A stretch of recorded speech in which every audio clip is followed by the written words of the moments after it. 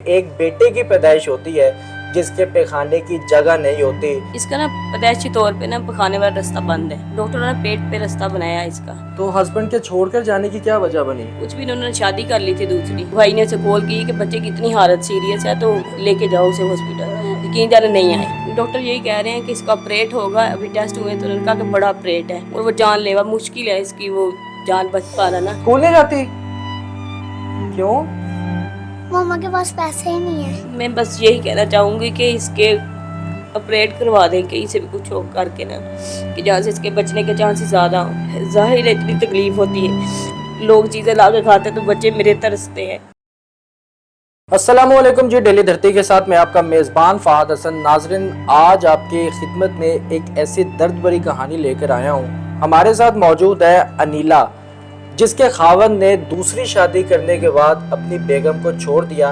4 बच्चे हैं, 2 बेटे 2 बेटियां। अल्लाह पाक आपको औलाद से भी आजमाता है, अल्लाह माल से भी आजमाता है, अल्लाह जानों से भी आजमाता है। एक माँ का जिगरा देखिए कि एक बेटे की पैदाइश होती है जिसके पैखाने की जगह नहीं होती। ऑपरेट होता है, डॉक्टर पेट पे सुराख करते हैं, जो पैखाना जो सा है वो पेट से करता है। नाज़रीन, अल्लाह ताला की कुदरत है। अल्लाह ताला से दुआ करते हैं कि अल्लाह पाक इन मामलात को दुरुस्त फरमा दे। इस बहन की जानिब चलते हैं और पूछते हैं कि क्या मामला है। अस्सलाम वालेकुम। वालेकुम सलाम। बहन, मुझे ये बताइएगा कि ये जो आपका बेटा है इसका क्या नाम है? रेहान अली रेहान नाम है जी। क्या मामला हुआ इसके साथ? इसका ना पैदाइशी तौर पे ना पखाने वाला रास्ता बंद है, तो डॉक्टर ने पेट पे रास्ता बनाया है इसका। तो उसके लिए इसके साइडों पे आपने देखा, आपको दिखाया कि जख्म है काफ़ी ज़्यादा। तो वो बैग वगैरह नहीं अरेंज कर सकती, कुछ नहीं है। दूध पता नहीं कैसे मुश्किल से पूरा होता है बेचारे का। तो कभी तो टाइम होता है कि खाने को भी नहीं होता। कितना अर्सा हो गया शादी को? मेरे हो गए 9 साल हो गए शादी को। तो हस्बैंड के छोड़कर जाने की क्या वजह बनी? कुछ भी उन्होंने शादी कर ली थी दूसरी, खर्चा वगैरह मांगना है तो गाली गलोच।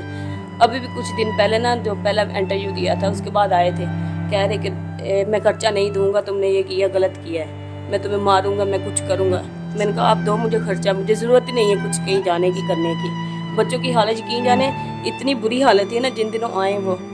तो भाई ने उसे कॉल की कि बच्चे की इतनी हालत सीरियस है तो लेके जाओ उसे हॉस्पिटल, यकीन जाने नहीं आए। दूसरे तीसरे दिन आए जब उसकी तबीयत संभल गई, और उसके बाद उन्होंने इतने वो गंद बोला दुनिया का। मेरी तस्वीरों पर पता नहीं क्या उल्टा सीधा गालियाँ लिख के तो वो सेंड की मुझे, कह रहे मैंने ये नेट पे दे देनी है। माशाल्लाह 4 बच्चे हैं, इनकी पढ़ाई का सब कुछ भी खर्चा नहीं है। तो यहाँ पे किराए पे रह रही है? हाँ जी, किसी के साथ रेंट पे है, ये बैठक एक, तो यहाँ रह रही है। बेहतर हो गया। अच्छा, डॉक्टर आपके बच्चे के बारे में क्या कहते हैं? डॉक्टर यही कह रहे हैं कि इसका ऑपरेट होगा। अभी टेस्ट हुए तो उन्होंने कहा कि बड़ा ऑपरेट है और वो जानलेवा मुश्किल है इसकी, वो जान बच पाना ना।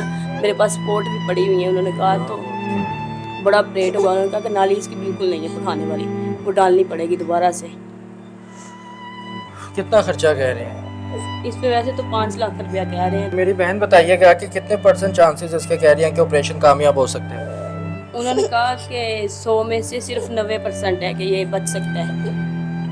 बेशक अल्लाह के हाथ में ज़िंदगी मौत है। मुझे ये बताइएगा कि इसकी दवाई दारू का खर्चा किस तरह से सब मैनेज करती हैं? इसका पहले तो भाई थोड़ा बहुत करते थे, हो रहा था।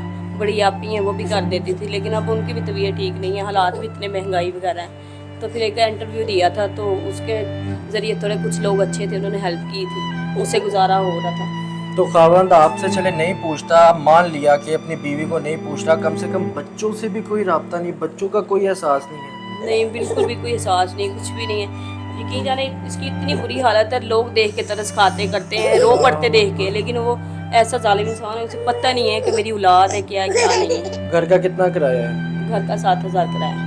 बिजली के बिल वगैरह डाल इसके भी 10,000 4 माह हो गए, इसके भी ना बिल दिया ना किराया दिया। वो बस यही कह रहे थे कि आखिरी मंथ है तो आप छोड़ दें, आप कहीं और अरेंज कर लें। तो मेरा तो कोई है भी नहीं कि मैं कहाँ चली जाऊँ इन बच्चों को लेके या कुछ कर लूँ। ना ही कुछ काम कर सकती हूँ, ना कहीं इनको छोड़ सकती हूँ। खावंद ने डिवोर्स दे दिया है कि वैसे ही छोड़ दिया है? नहीं, डिवोर्स भी नहीं ना दी, डिवोर्स देता ही नहीं है। कह रहा तुम्हें ज़रूरत है तुम जाकर खुला ले लो, मैंने डिवोर्स नहीं देनी तुम्हें। एक दिन में 1-2 घंटे में इसे हॉस्पिटल ले जाना पड़ता है फिर। और सरकारी हॉस्पिटल वाले तो पूछते ही नहीं है। अस्सलाम वालेकुम बेटा, क्या नाम है आपका? दुआ फातिमा। दुआ फातिमा। क्या उम्र है आपकी? भूल गई अपनी उम्र? स्कूल नहीं जाती? क्यों? मम्मा के पास पैसे ही नहीं है। दिल नहीं करता पढ़ने को? पढ़ने को दिल करता है। क्या कहना चाहेंगे आप देखने वालों को, सुनने वालों को, एहसास करने वालों को, जिनके ज़मीर आज भी जिंदा है, उनको ख़ास तौर पर क्या कहना चाहेंगे? मैं बस यही कहना चाहूँगी कि इसके ऑपरेट करवा दें कहीं से भी कुछ हो करके ना, कि जहाँ से इसके बचने के चांसेस ज़्यादा हों, और मेरे बच्चों की पढ़ाई वगैरह का कुछ कर दें। और मैं ब्यूटिशियन जानती हूँ, अगर कोई करवा सकता है तो मुझे पार्लर का काम करवा दें, क्योंकि ताकि मैं इसको भी संभाल सकूँ साथ, और वो अपने बच्चों को भी पाल सकूँ। अल्लाहु अकबर। बच्चे डिमांड नहीं करते, एक माँ होने के नाते बड़ा जिगरा होता है कि बच्चे जब कुछ मांगते हैं जिगरा फटता होगा उस वक्त। जाहिर है इतनी तकलीफ होती है, लोग चीज़ें ला के खाते तो बच्चे मेरे तरसते हैं। अकेले ज़िंदगी गुजारना एक औरत के लिए बहुत ज़्यादा मुश्किल मरहला होता है। तरह तरह के लोग हैं, तरह तरह की बातें करते हैं। किस तरह से मुकाबला करती हो उन लोगों का? बस किसी वक्त तो हो जाता है, किसी वक्त तो इतना वजन हो जाता है कि दिल करता है कि खुदकुशी कर लूँ, इन बच्चों को भी ख़त्म कर दूँ। यकीन जाने के बहुत अफसोस के साथ कहना पड़ रहा है कि इस तरह के लोग भी हैं, इस तरह के बाप भी हैं इस दुनिया में, जो अपनी औलाद को मरते हुए छोड़कर अपनी दूसरी बीवी के साथ हंसी खुशी ज़िंदगियां गुजार रहे हैं। चले अपनी बीवी का एहसास नहीं करना तो ना करें, कम से कम अपनी औलाद को तो देख लें। अपनी औलाद के खर्चे नहीं पूरे करने, कम से कम उस औलाद को तो देख लो जो ज़िंदगी मौत की जंग लड़ रहा है, जिसको अपने कल के सांस का नहीं पता, जिस तकलीफ़ में, जिस अजियत में वो है। मेरी आप सबसे दरख्वास्त है, रिक्वेस्ट करता हूँ मैं आप सबसे, चाहे वो कोई सरकारी अफसरान है, चाहे वो कोई पॉलिटिशियन है, चाहे वो कोई बिजनेसमैन है, चाहे वो कोई आम शख्स है, खुदारा मेरी इस बहन की मदद करे। नाज़रीन, ये अपनी ज़ात के लिए कुछ भी नहीं मांग रही, ये अपनी औलाद के लिए मांग रही है, अपनी औलाद के लिए छत मांग रही है, अपनी औलाद के मुस्तकबिल के लिए मांग रही है। जिस मुल्क के कौम में वज़ीर आज़म का जितना हक़ है ना, उतना ही नाज़रीन हम आम आवाम का हक़ है। ये भी हमारे मुल्क के पाकिस्तान की बेटी है, ये भी हमारे मुल्क के पाकिस्तान की बेटी है, यही हमारे मुल्क के पाकिस्तान की बहन है। बड़े अफसोस के साथ कहना पड़ता है नाज़रीन, कमेंट सेक्शन पे लाजमी बताइएगा। और खुदारा मैं हाथ जोड़कर आप सबसे दरख्वास्त करता हूँ कि मेरी इस बहन की मदद करें, ज़्यादा से ज़्यादा जितनी हो सके, अपनी हैसियत के मुताबिक हो सके तो हैसियत से बढ़कर मेरी इस बहन की मदद करें, जितनी हो सके। ये जन्नत में बनने आपके ही महल है नाज़रीन, ये आखिरत में आपके ही काम आना है, सब दिया हुआ। अपने खुदा को राज़ी करने के लिए उसके बंदों को राज़ी कर लें। खुदारा मेरी आप सबसे दरख्वास्त है। इसी के साथ अपने मेज़बान को इजाज़त दें। अल्लाह हाफिज़।